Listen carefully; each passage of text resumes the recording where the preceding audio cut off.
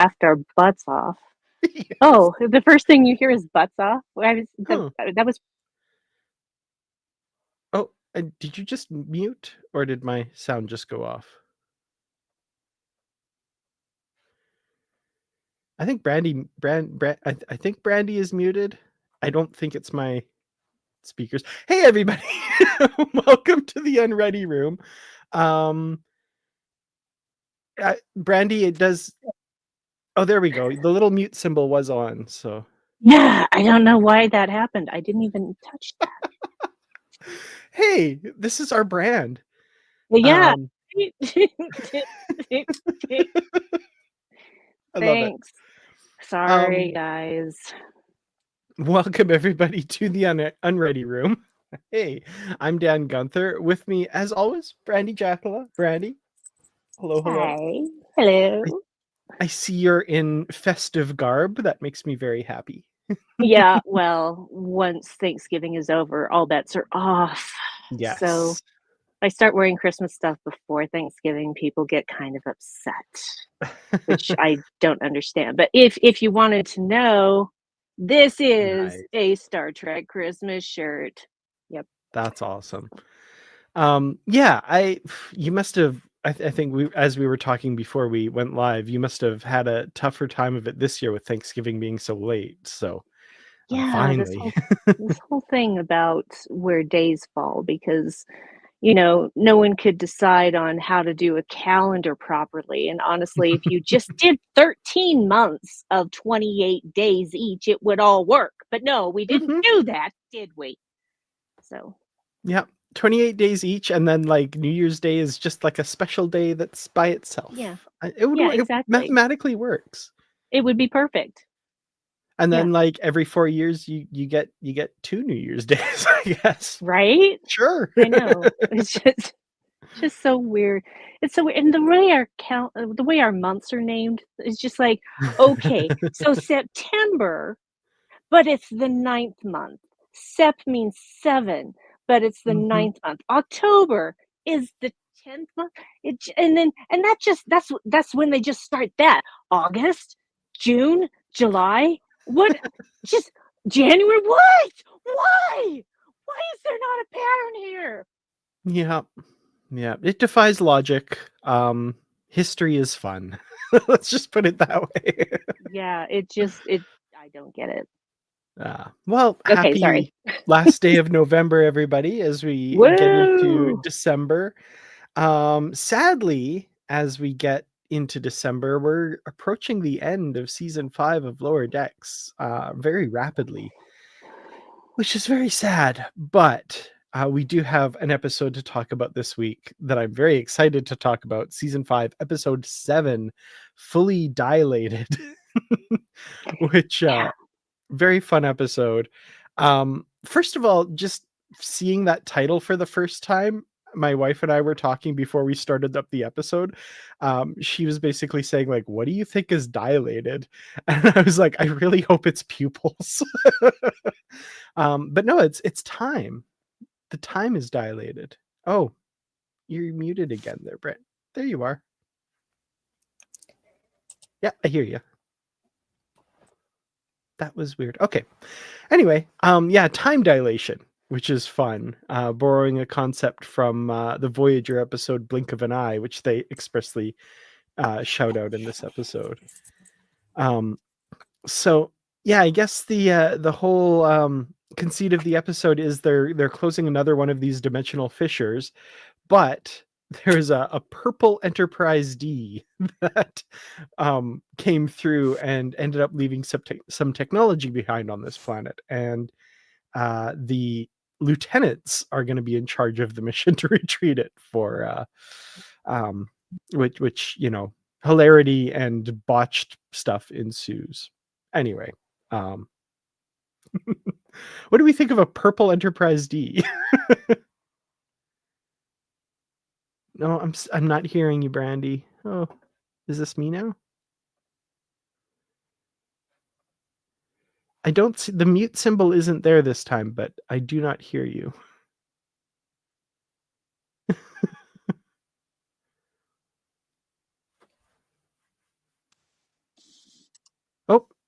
Can you? I hear you. Oh, I heard you for a second. Oh no.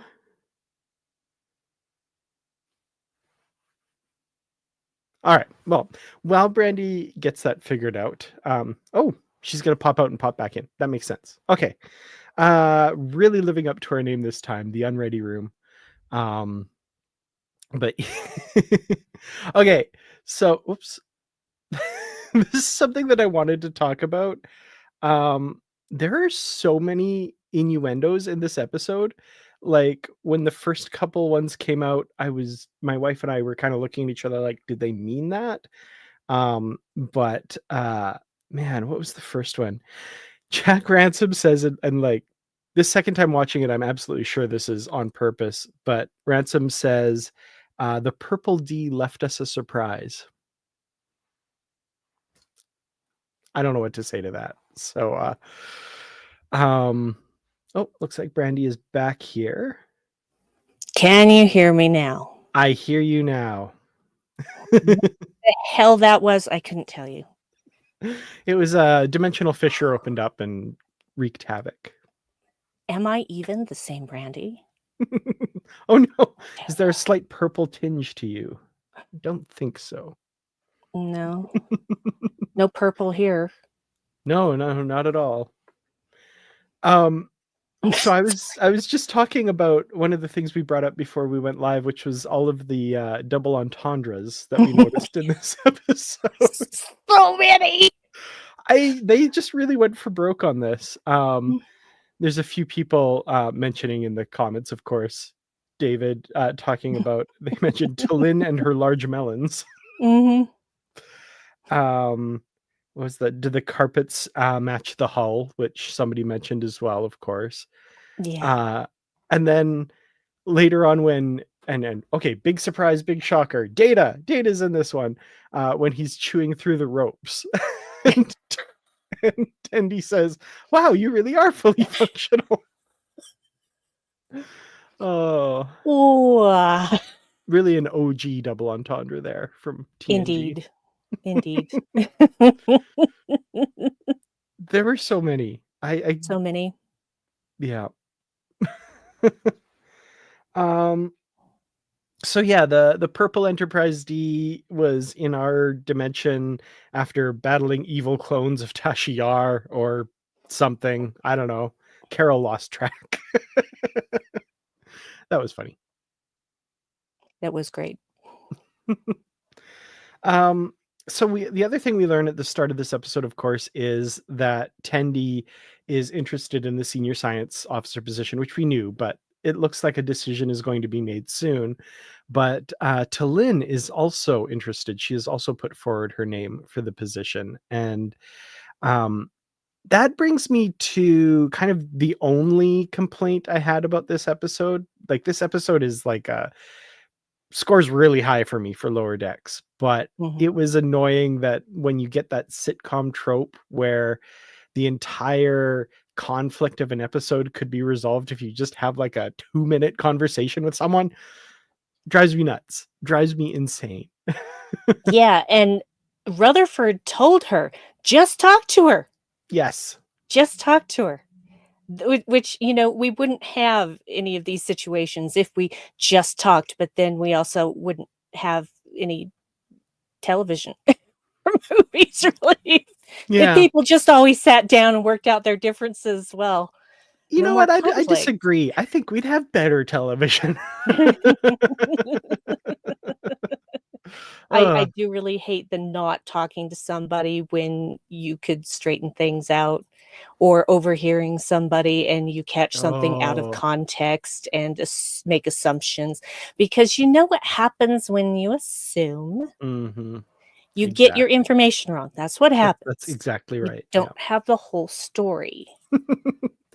That is my number one least favorite trope in, like, don't get me wrong, there have been times where that situation has been done well enough that it is worth it, but that is exceedingly rare, and it is such a crutch when this person said something and I only caught the last half of it, but now I'm going to base all of my decisions on that and assume, and it's drives me insane. Yeah, that's about a third of all Hallmark movies, right? Oh no. That's like so like there's the commercial breaks, right? And the commercial break right before the last bit, or the segment before the last commercial break, that's when the misunderstanding usually happens, you see. Mhm. So somebody overhears something, or somebody assumes something, somebody sees two people together, etc. and then of course it's the resolution comes rather quickly. But that's Yeah. okay. But yeah, that happens so much, really, in movies and television, honestly. Mhm. So much. Yeah. There were parts of this particular plot with Tendi and Tillin, though, that I did like. I did like Mhm. that at the end, basically, it's kind of revealed that Tillin was doing all this to kind of impress Tendi. And like Tendi was trying to outscience her, but Tillin was like, I want to renew our comradeship. I want us to be comrades in arms again. So I'm going to do a bunch of the science and impress her. That was like Well, really sweet in a Vulcan type way. yeah, well, Tandy is Tillin's science bestie. Hmm. She admitted that, so Um, DJ Kitty Cat, I just do want to acknowledge the joke that it is not an OG entendre, it is an NG entendre. Very nice. I yep, want to acknowledge that joke. Very, very yes, good. well done. Absolutely. Um, Also, I appreciate this. It is more believable when one person feels she needs to conceal that it's getting to her and the other is a Vulcan.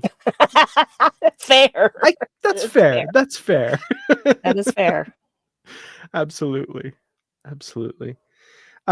So that's all going on because they're stuck on this planet for basically a year because Boimler and Rutherford are drinking micheladas in the transporter room. And as soon as they beam them down, he jabs the ostentatious skewer, as Tillin calls it, in his eye and spills it all over the transporter. I mean, when you have this situation where there's that time differential, something like this has to happen, like Voyager. I love when they beam the Doctor down to the planet and beaming him back, and the console just bleeps an error. Uh-oh. Yep. Oh, yeah. Yeah. In this case, Michelada inspired error was original. I like that. Yeah, and this is why we don't have food in the transporter room. Yeah. Um, Also, God, the revelation that Chief Lundy doesn't wash his hands before using the transporter and they have to. Oh, I was cringing through that whole. Wow. They didn't what Rutherford said is he didn't think that Lundy washed his hands before using. There was no actual proof given. Yeah, but there was evidence that Yeah. he would know Yeah. by that point. Blah. This Anyway. smells this tastes like Lundy smell. That was terrible.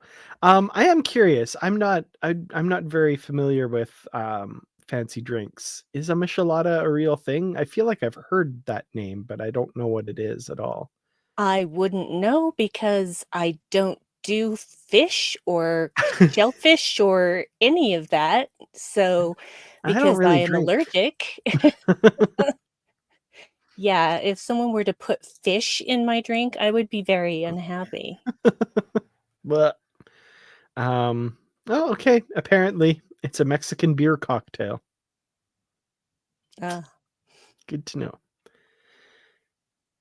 Shrimp not usually in it. Okay, that's also Fair. good to know. Okay.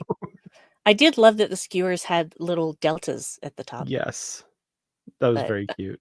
otherwise, it was just another one of those things where Boimler was just trying to emulate his other self, and I'm just like, dude. And I love that Rutherford is in on it too, and he's just like his alternate self didn't have a beard, but he's like, well, I'll grow a beard too.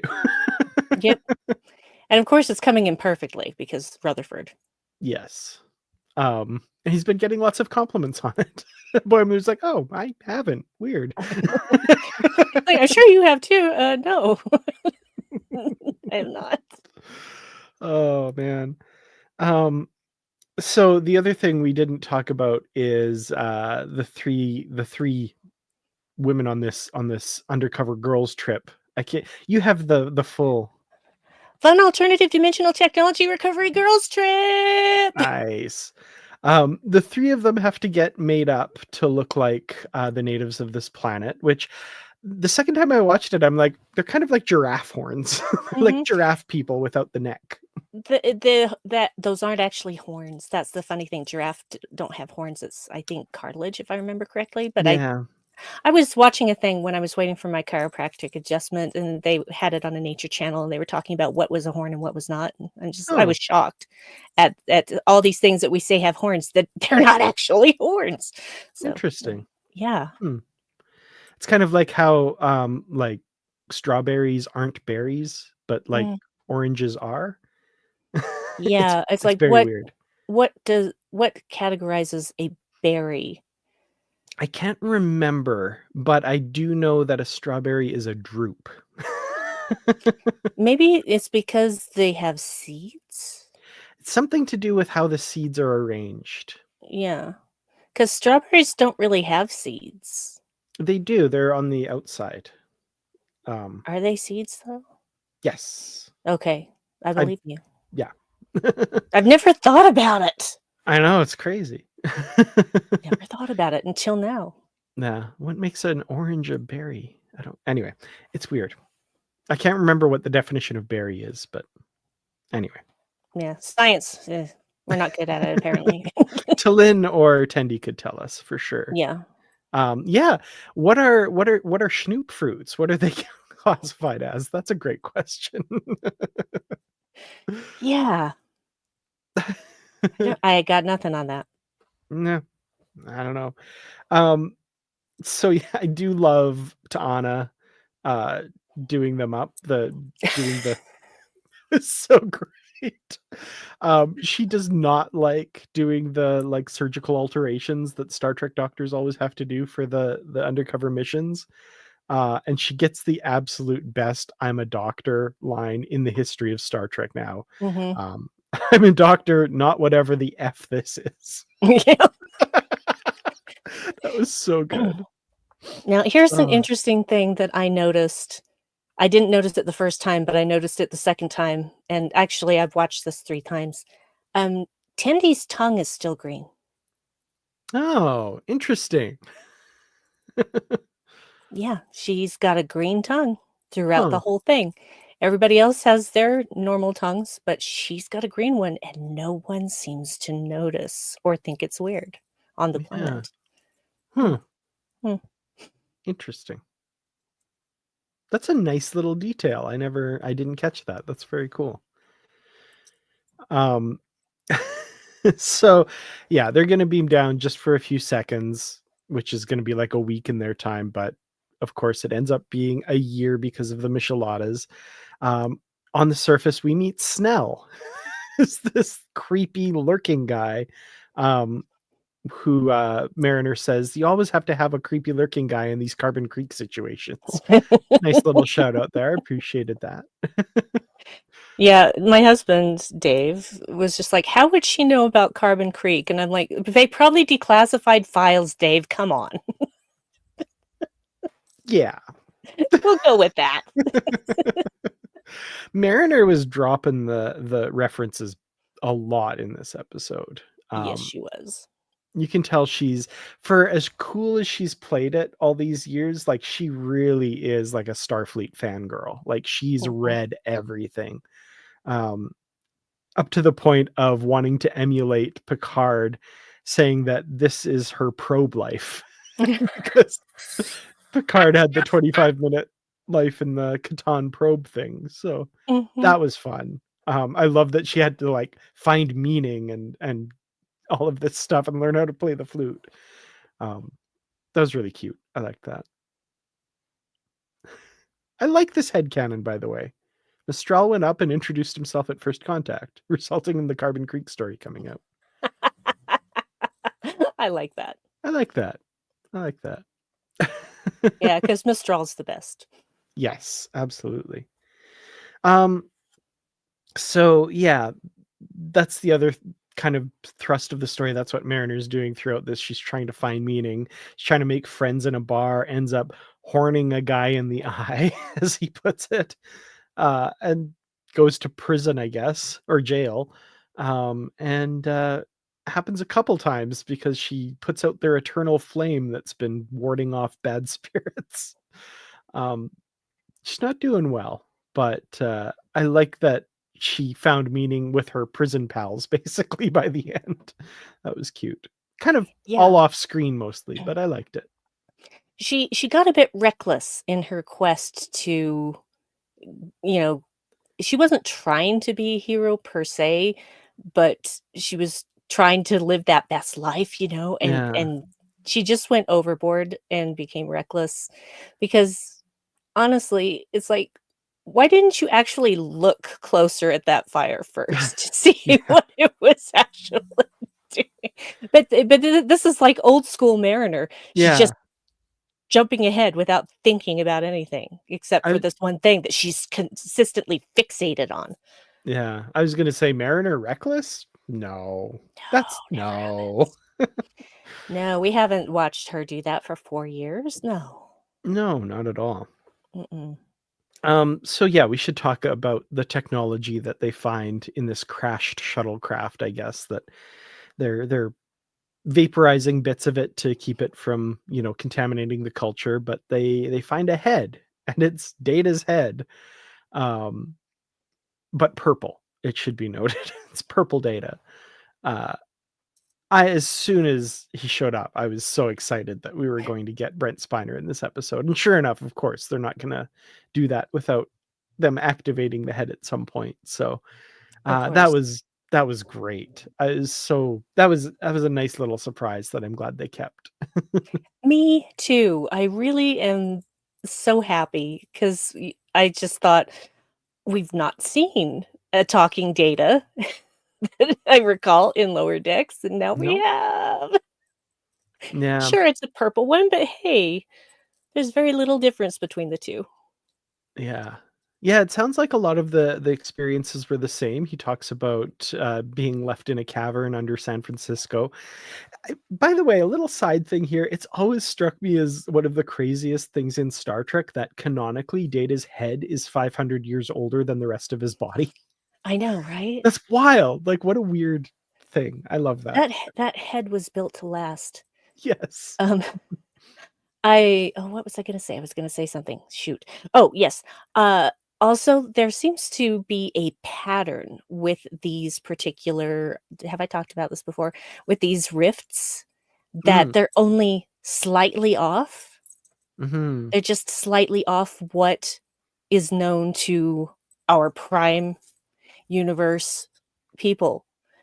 So a lot of the experiences are the same, a lot of situations are the same. Yes, we had that tiny ship too, but again, all of it is very, very similar to the Mhm. universe we are witnessing.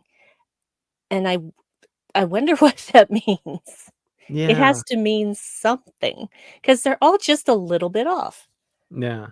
So I have a small theory which we can kind of divert and get into. I don't know, maybe this is a cliched story idea or whatever, but and again, I haven't seen any other episodes beyond this. This is as far as I've watched. I wonder if they're okay. I think they're artificially created. I think someone is creating them, and I think Agree. it's someone who like doesn't like what happened in this universe or something in their life, and they want to go to another universe that's like very similar, but it's where they can like take over that life. I'm thinking like Wanda Maximoff in Mm, Multiverse of Madness type thing, right? Like we do not speak of that movie here. I know, but just as the basic framework, like they're frustrated about something here and they want to go to a different reality where things are better, or they lost something and they want it back, something like that. So who is it? Is my I question. don't know. Yeah. Hmm. Strokey beard. Hmm. Anyway, that's my that's my tiny theory that I've got cooking. But yeah, I like DJ that. Kitty Cat mentioned something here that Tendi discovered a pattern, but Carol said later, right? She wanted to brief Hmm. the senior the senior officers on it, but so she's got a thought, and she's had a year to think about it too now. Hmm. Interesting. Now, that's weird that they're now like all three of them are a year older. Yeah, I know, right? Oh, that's weird. Anyway, um, and probably like although they're they got their science going pretty well, but I was thinking like they're not only a year older, they lived a year in like a pre-technological society. That's got to be tough on you. They seem to have managed quite well due to Lynn's farming. Tillin's farming and beauty products, Yep. apparently. We are now rich. I fail to see how adding bounce to curls could disrupt a civilization. Yeah. Yeah, that's the whole thing. That doesn't violate the Prime Directive. Bounce to curls, the ladies and the men like it. That was great. I did love Tillin's continual scientific breakthroughs. Just like she made a windmill, Hmm. um, she's milling flour, uh, all of this stuff going on. Tillin is awesome. Um, She is. Tendi does make a water wheel. Tendi does make a water wheel and reactivates Data, a positronic matrix, using a hand crank. Like, that's Hmm. pretty impressive. Absolutely. Um, so I love Tendi's interactions with Data. That was a lot Yes. of fun. Data's just his way of being, his way he interacts with people. I missed that. I loved watching TNG and seeing him talk with Geordi, for example, and just that kind of frankness but innocence as well. Um, when Mariner holds his head, huh, warmer than I expected. Why did you have a preconceived notion of my temperature? I think about you like all the time. You're cool. If I am cool, why were you surprised I am warm? Such a Data thing to say. Hmm. Very much so. No, I love it. Uh, also, my favorite line of his might have been when so the way they get out of it is Snell has seen Data's head talking, and they basically replace his head with a melon, make him the laughing stock, right? And Mariner says, uh, why is him seeing Data's head a violation, but making him a loser not?" And then Data says, "Based on what I have seen, Snell's behavior indicated that he had these traits of what you call a loser long before you came here." And then Mariner says, "Ha, get burnt, Snell."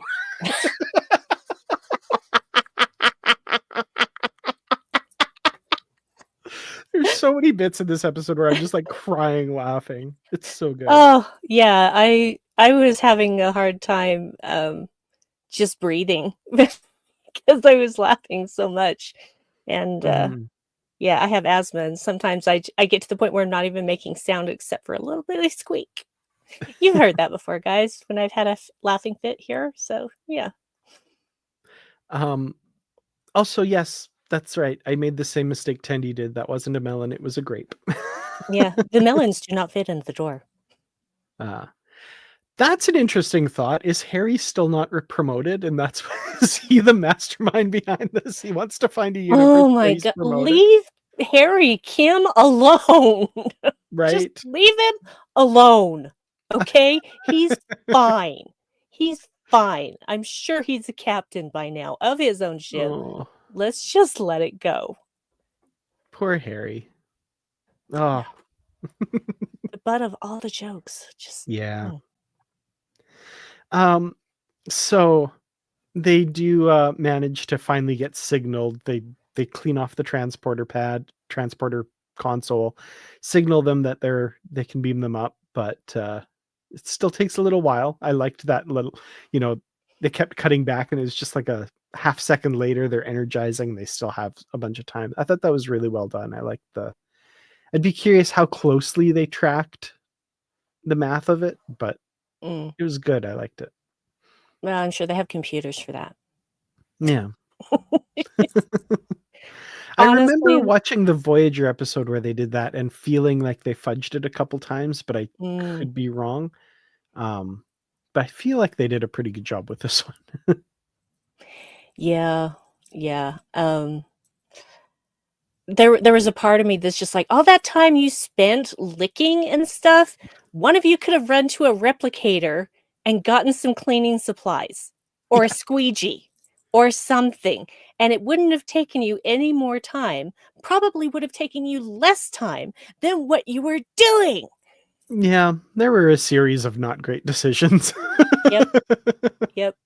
Just two idiots panicking. Yeah. Basically was what that was. Yeah, absolutely. The other line that I absolutely loved that I was like, is there a way I can put this in the name, but I couldn't quite make it work, was when Carol Freeman and Data are talking at the end. And she says, she mentions the purple Enterprise.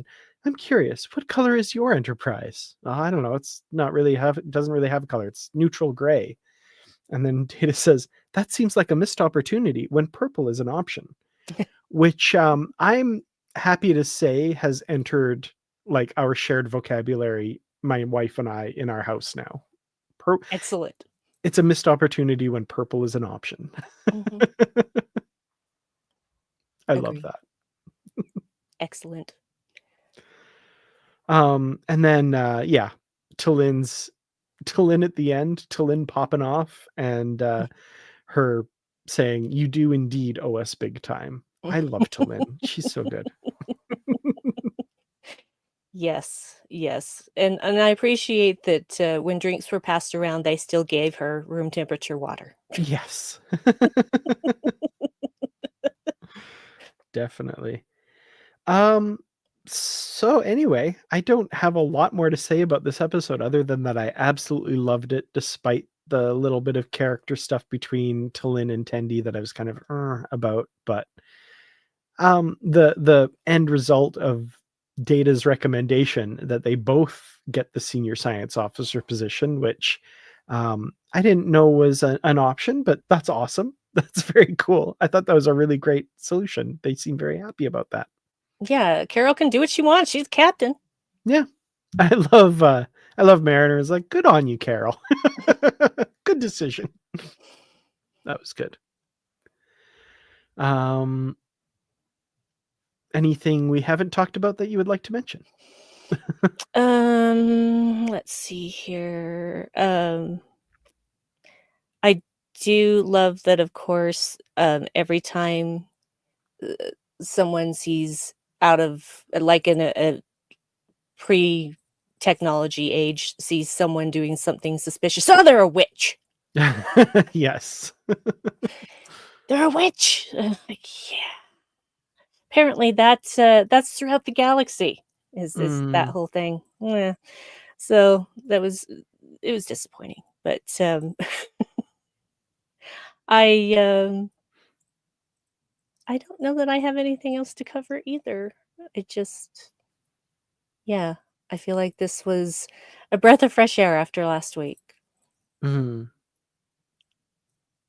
Yeah. Yeah, I really enjoyed this one. I thought it was great. What was the shoot? There's something else. Darn it. Oh yeah. I really liked Tallinn's algorithmic tossing. The first time Yes. she ever juggled. She's just like just figured it out on the fly. I love it. Yeah, well, it still requires, manual dexterity. It's not like anyone could, like any Vulcan could just do that. No, for sure. No, that's why I was impressed by it. Absolutely. We are a group of traveling performers. Like, really? That's where you went to Lynn? But it worked. Well, I'd love somebody to ask her, I thought you couldn't lie. And see what she says. Yeah, I exaggerated. exaggerating. Also, what is a globber? A globber. A globber? That's it. What's a globber? What is a globber? Is that a form of currency? I just don't. I want to know what a globber is. That was It's my never guess, but yeah. No globbers. Hmm. We were just looking for globbers. In Didn't a find in a pit? pit. Oh man. Yeah, I guess my final thoughts. I love this episode. Brent Spiner was amazing. Gabrielle Ruiz as Talin was amazing. I kind of wish there was a little bit more back and forth between Talin and Data. I think that would have been fun, but I did like him hanging out with Tendi. And then Mariner just kind of fangirling over him at the end was a lot of fun too. So I'm gonna give it gonna give it one more mysterious interdimensional rift whose origin and purpose is unknown. Mm. Yeah, I loved this episode for the most part. So many references, like just coming at you every other second, it felt like. And I was laughing so much of the episode and enjoying. Thank you, Brent Spiner, for coming to Lower Decks. Just thank you for that. We all appreciate it. I don't really have anything else to say about it, so I will give it one big purple D. Does it leave a surprise? Yes. We're so mature, guys. I'm going to change my rating just because I thought the interdimensional rift was boring. I'm going to just give it one beloved soap flute. I think Yes. that's a better rating. Excellent. Excellent. Very high marks for this episode I'm seeing here. That's awesome. I think they've hit it out of the park with this one. I love the mentions of Geordi. That was nice. Data's science pal, Geordi. Yeah. Just, there's again just everything's just so similar but just slightly off. Mm-hmm. It's just Yeah. I want to know who's behind this. I want to know, is their universe like naturally just more purple, or do they just really like purple? Like, because we only saw manufactured things from the universe, right? We saw the Enterprise and we saw Data, both of which were created. So I'm getting way too far in the weeds on this, but I'm like, is the environment, is everything more purple, or is it just like humans really like purple in this universe? I'm gonna go with purple is the standard for things, like much like it's what like gray is for our universe's ships, Right. so which is interesting because Data wasn't the same color as the Enterprise in the Prime universe. So but hey, Yeah. purple, he looks good in purple, not gonna lie. He does.